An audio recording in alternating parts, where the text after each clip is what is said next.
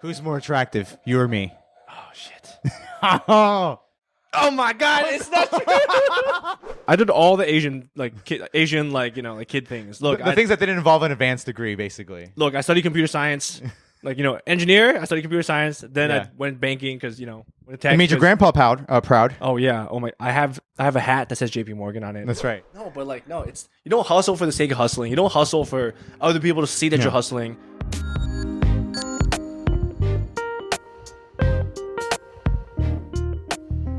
Okay, well, welcome to This Is Not a Phase, a show hosted by myself, Sean. And me, Kevin. Kevin, that's your part. We're the founders of Lunar here, Lunar Hard Seltzer, but also the hosts of the podcast here, where we bring on guests and friends in our network to run them through the boozy gauntlet to test and prove to you, the listeners and the viewers, that where they are in life right now is not a phase. So for this pilot episode, it's going to be just us, just for you guys to get a sense of our story and how we got a chance to start Lunar and our business. And for you to get a sense of maybe there's some helpful things that from our humble stories that could be helpful for you and any other thoughts or phases that you might be going in and out of. Word. I guess today we should be taking a shot. Let's go. All right, cool. Let's do it. Hey, cheers. Cheers, man. Cheers to 14 years. Damn. House rule number 1 is we should pick a phrase or a word at the beginning where all of us, both the hosts and the guests, will have to drink when the word is said, very much like a drinking game. And also, if at any point you feel or the guest feels like passing on a question, they could do so, but just got to take a shot. So with those house rules, I guess we should probably decide on what a good word or phrase is. Dude, my go-to word for these games is the word drink. Because then you get everybody. Because everyone's like, oh, Okay. drink. Let's go. Okay. All right, so the word is drink. So for this segment, tell us how you really feel. We're going to ask each other questions here and put ourselves to the lie detector test and see how we really feel about the subject matter. So if you tell the truth, you'll see the green light come on and a little ding. But if it's a lie, you'll see the red lights and you'll see the reaction. It'll be hard to kind of hold it in. I don't lie. You don't lie. First question. Is Lunar the best tasting seltzer out there in the market? Hold on. I got to press the button. Of course. Is this even a question? We'll see. I don't know if it's going or not. It has to have the other music. I know it's going. Hey. That work? As I said, I don't lie. Wait. What? All right. We're just gonna. Are you married? I am married. Let's see. Let's see. I'm not wearing my ring right now. A lot of people are about to be really let down or excited. That sounds like it should be a lie. I think that sounds like the truth. 60% true. 60% true. Okay. Let me try. Sean, I think this segment's got to go. We gotta buy another one. How did they do it? All right, ask me a question. All right, Sean.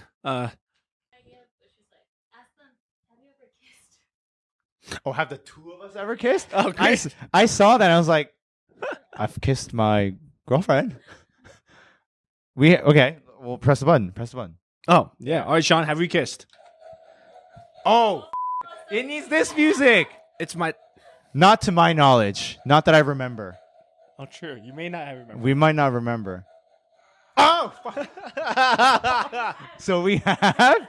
Haha, that night after Circle. Remember that night at Circle? That night, that 4 a.m. night at Circle. It must have been then. Actually, also, why does it only work for me? All right, get your ass in here. Get your ass in here. Hit me. All right. Hey, man, don't do that. Ooh. Makes me nervous. Who's more attractive, you or me? Oh, shit. Oh. Me. Ooh. Based on all the TikTok comments. Oh, true? Oh, my God. It's not true. So, okay, we got him. We finally got him. We got him. Finally got him. Woo. I guess we both got a drink. Oh. Yeah. Hey, cheers. All right, cheers. Cheers to lying. I just love the fact that we're just getting day drunk, and then our producer here, lovely, just enjoying her tea in a nice ceramic cup from CB2. It's all zen over there. Yeah.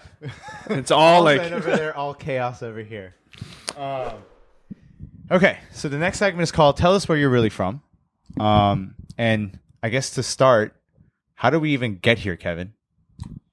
How did we get here? I mean, as we sit here drinking Lunar Hard Seltzers, the first craft hard seltzer made with real Asian fruits, I think we rewind almost 4 years ago, is when we had the idea. And at the time, I'd been in here in New York for about, 6 years now, 7 years. I was working my tech job like everyone else, just the 9 to 5. Sean had just moved here, a few years prior. I think I was here for like a job. good year and a half, 2 years. No, I was here for about 3-4 years at this point. For like 3 years or so, and we were just, guys, going out to Circle. If you guys remember that place, before Mission existed, it was called Circle. So we were doing that, just living it up, in New York. And one night, we were eating Korean fried chicken. I was drinking Black Cherry White Claw. You were drinking a Bud Light. And we were just like, yo, why isn't there something that pairs with the food, man? Like, why isn't there something that represents us? And shame. This was what, 10:30 at a shitty Korean fried chicken spot. So like, shame on us. I wish there was a better spot, but we have Barkogi and the places, don't go there. Not very good.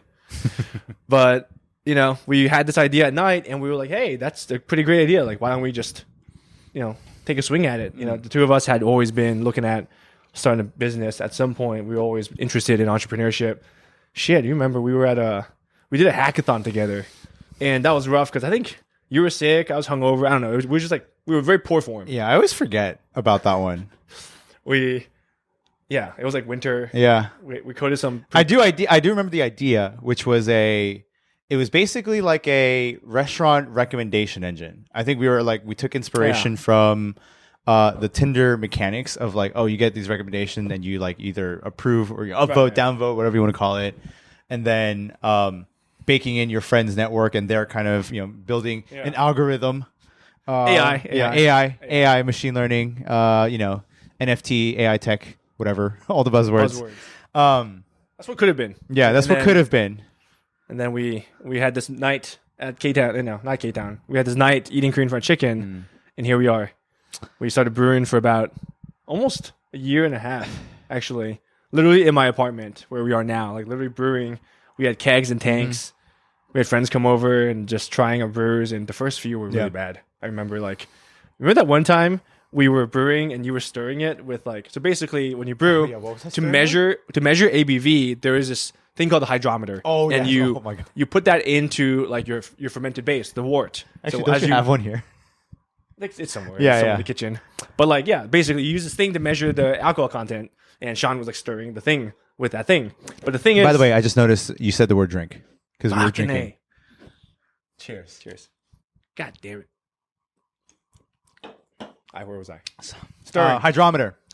Oh my God, you were stirring that thing? I was stirring that like it was my job. And the way the hydrometer works, it's got this black liquid inside. It's got these steel balls. And it was, probably mercury. But anyway, Sean was stirring and it cracked in there. No one noticed. No. It's even better. It's like I'm stirring it. I'm like, yeah, I'm stirring it real good. And then I'm like, all right, Kevin, I'm done. And I pull it out and the bottom of it was shattered and there's nothing else in there. I remember we looked at each other. There was a silence of good 5 seconds plus. We're like, what do we do? So anyways, we didn't serve that to anyone. That's right. We almost died a few times. Yeah. But I think we tasted it afterwards. I remember I was like, this tastes a little metallic. Yeah, it was very metallic. Yeah, we also looked at Poison Control Center. Yeah, we did. What's the phone number? Just in case we're, just keel over and die. But hey, we're alive. We're here today. Yes. And that's not what's in here. We've learned. That's right. We've learned. And so, anyways, a year afterwards, we got something that tastes pretty good. And people were like, Kevin, Sean, you guys should sell this thing. And that was trips to Asia, sourcing yuzu juice. That was so many brews. Mm-hmm. Just a lot of brews.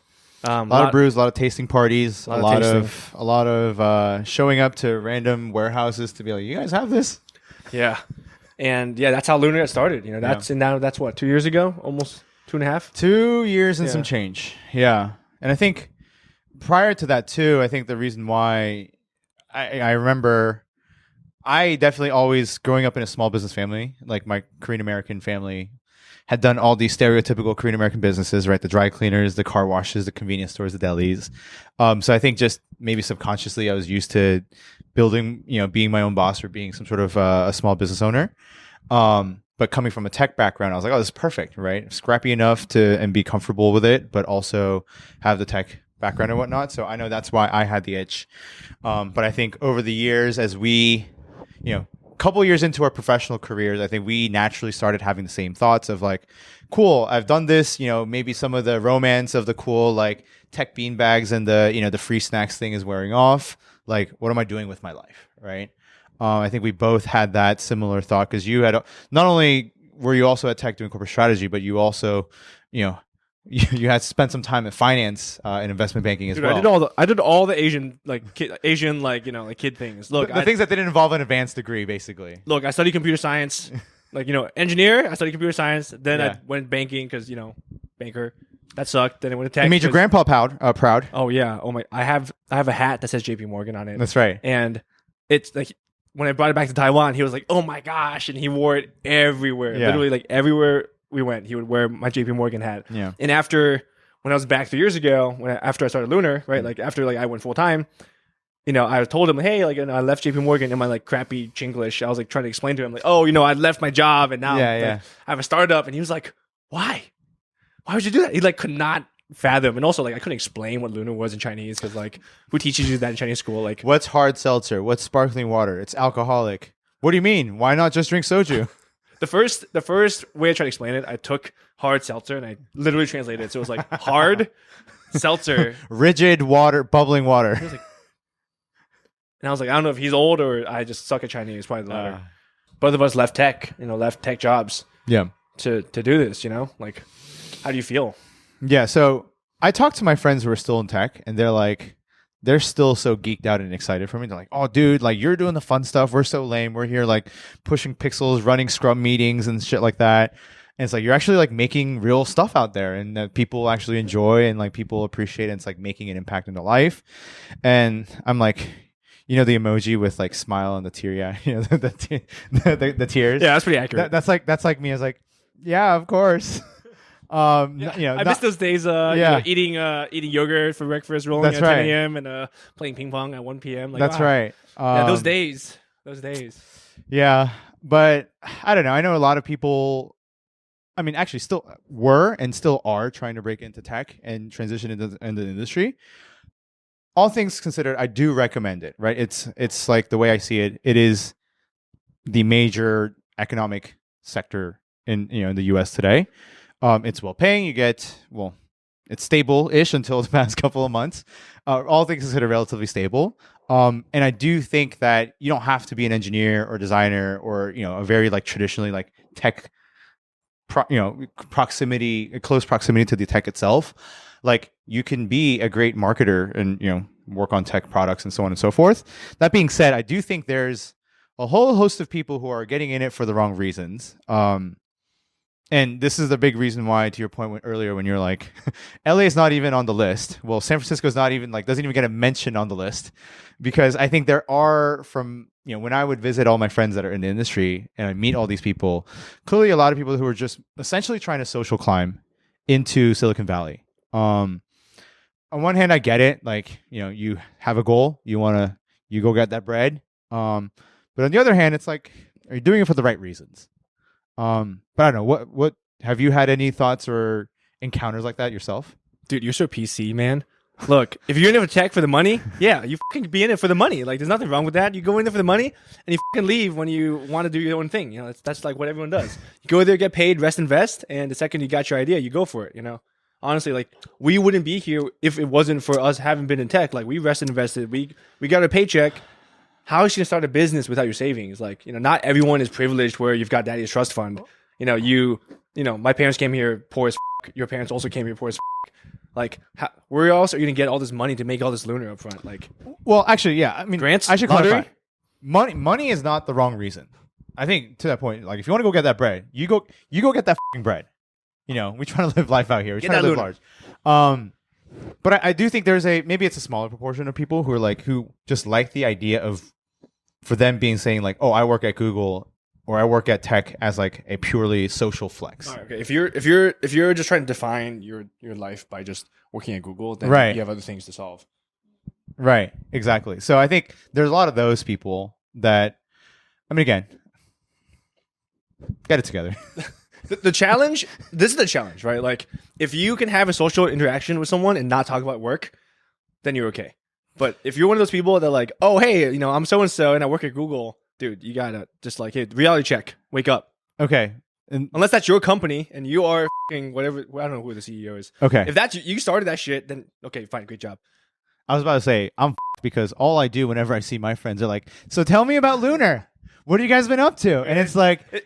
It is low key kind of the worst because like, yeah, man. It's like giving an investor update to all my friends every time.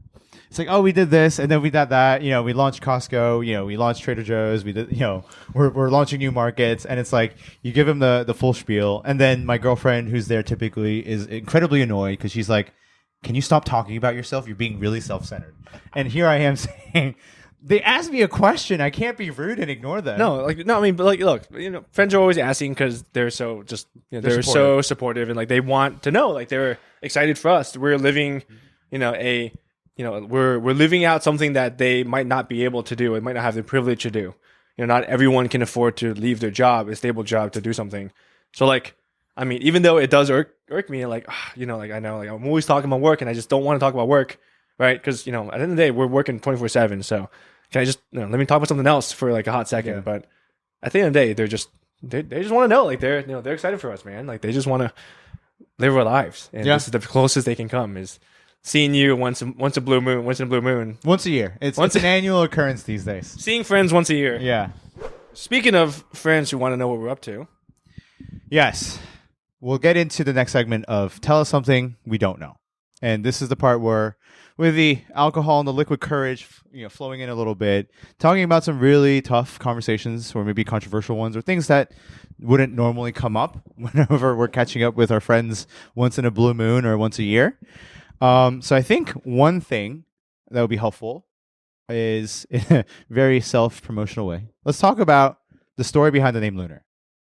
You want to take a tackle of that one? Because you also do a really good job of telling the story that comes along with our mascot as well. I wasn't thinking that far ahead. But sure. That's why I'm here.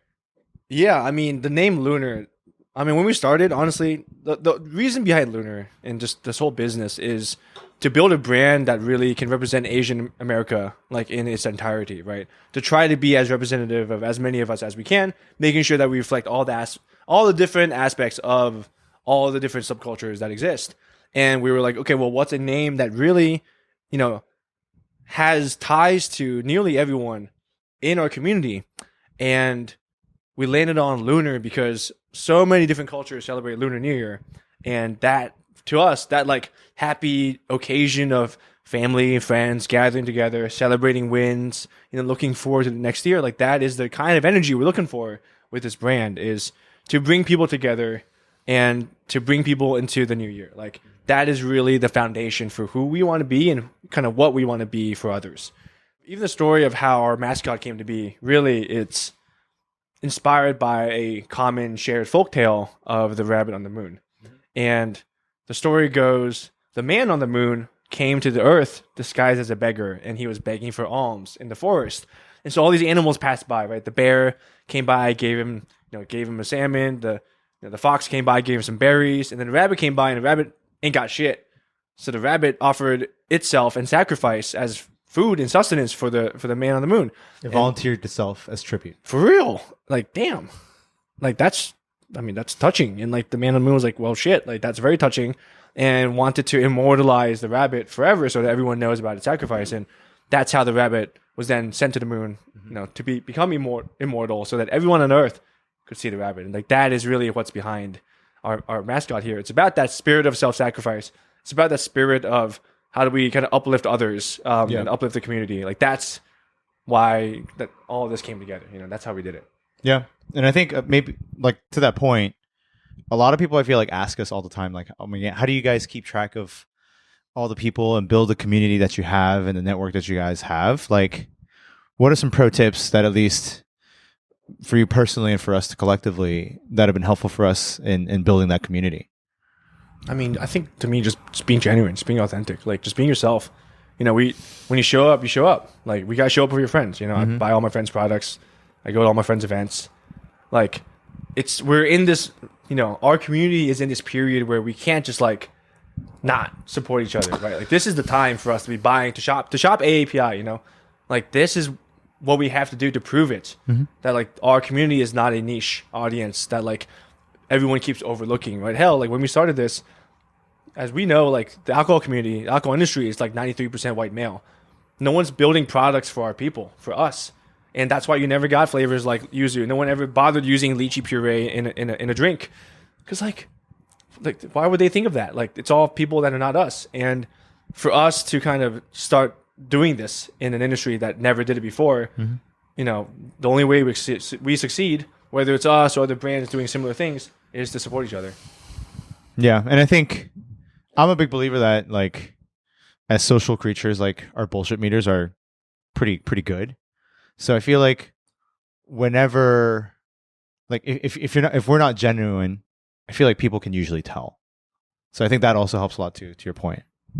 So I mean, don't be an asshole. Don't be an asshole, especially if you're Asian. Like Asians be talking. Everyone knows everyone. Exactly. New York's so big. No. Everyone knows everybody. In New York. Everyone knows everyone. So it's not only the right thing to do, but it's practical to be nice. Just be good people. That's right. Just be good people. Maybe on that, to segue into a little bit more of genuine, not genuine.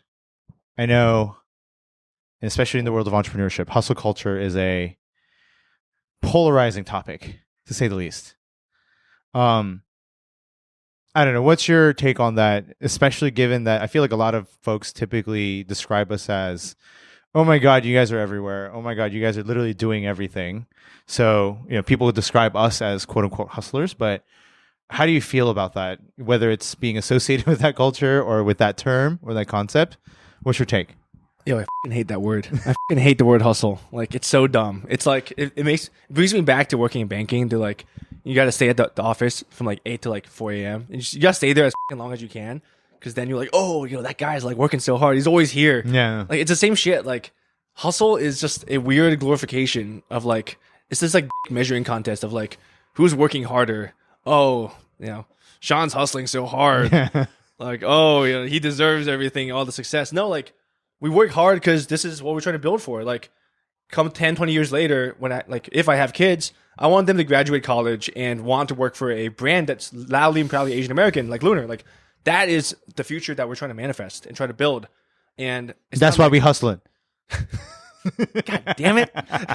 This damn word. Fucking A. This fucking word. No, but like, no, you don't hustle for the sake of hustling. You don't hustle for other people to see that you're hustling. Like, this is not, it's not for other people to like consume. Like, we work hard because like that's what we're so passionate about. And like, that's how we get there.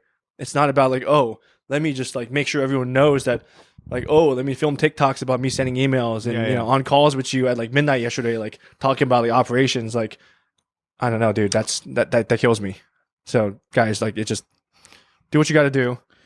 I don't glorify that. It's just unhealthy. Like, if you gotta do what you gotta do, then you work. But like, don't kind of lull people in this false sense of like, oh, like hustle is cool, so let me like get a WeWork and get a domain name and like all these trappings of like hustle, right? Like these are all trappings of hustle that like I think just lead people astray. Okay. You want a soundbite? You want soundbite. I think a lot of it has to do with it's a way for folks to feel like more self-assured and more better about where they are in life, right? Because I think the label and the associations that come along with it is like, oh, I'm doing something useful, I'm respected, I'm putting in all this hard work. So I think by trying to attach themselves at the hip with concept, I feel like is their way of feeling validated about what they're doing in life and where they are. But I don't know if any of if my friends in my network feel that way, because they have in the past too, it's just kind of like, they're going the more conservative, traditional routes, as we talked about, whether it's, becoming staying in banking or, becoming a lawyer, doctor, or like the things that feel like are stereotypically Asian, if you will. I feel like hustle is like if you didn't go that route or if you chose not to, then like this is your way of feeling validated about yourself. And I don't know, I always tell them, it's like, look, at the end of the day, like, you should just be doing the stuff because you want to and you want to see something come out of it, not because of it should be for yourself, not for others. I feel like the whole concept of this hustle culture is so many people like putting like entrepreneur or whatever in their LinkedIn. I mean, I guess there are a lot more atrocious violators of this on LinkedIn, or sorry, on Instagram rather.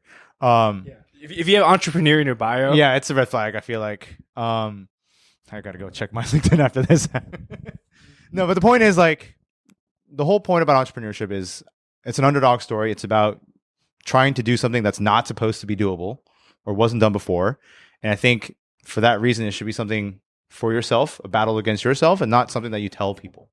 So I don't know. I don't really think about that. And tying this all back to what I was saying earlier, I feel like SF, the reason why my beef with a lot of people who are in SF for the wrong reasons, they're like, oh, they want to say they're in tech because they want to, for other people, not for themselves. I see a lot of parallels there. I feel like of the people who are like, oh, I'm in tech, and people who get like flexed up about it, and then versus people are like, oh, I'm a hustler, I'm an entrepreneur, or what have you. So, I think another question that people ask us a lot about, and there's a good opportunity to talk about, is how the heck do we get into Trader Joe's, knowing how they operate and how, I guess, selective they can be. Yeah, honestly, so rewind year ago. I'm shopping for my groceries on Saturday, typical Saturday grocery run at my local Trader Joe's down the street. And as I'm checking out, I'm like, well, I have some cans of Lunar on me. And like, I spend my Mondays to Fridays literally just running the streets, knocking on doors. Anyways, like, hey, let me tell you about your Lunar. Like, let me tell you about what this is. Would be awesome if you could carry us. Here's why it would make sense. I never thought about doing that with Trader Joe's because I was just there shopping every Saturday. And so I was like, okay, why don't I just, as I'm checking out, why don't I just go up to the manager and just like, hey, like, let me just introduce myself. That's exactly what I did. I went up. I was like, hey, I'm Kevin. I'm here every Saturday. And by the way, like, I live like 3 blocks down, and I actually run this craft hard seltzer brand called Lunar. And I brought the cans, and as I was like talking to him about it, this other employee behind him was like, oh, I know that. Like, it's so good. And I was like, oh shit, that is phenomenal timing. Like, couldn't have wanted it any better. And yeah, they were like, yeah, let's give it a try. And so literally a day later, they called my phone number, they called my cell, and they're like, hey, like, that was so good. Like, we'd love to, like, this is perfect. Like, we'd love to carry this. Like, can you email this guy and we'll get it set up? And I was like, oh shit, okay. He was like, yeah, this is how you do, like, this is the subject line of the email. Here's how to write it. And so I just literally like typed it in.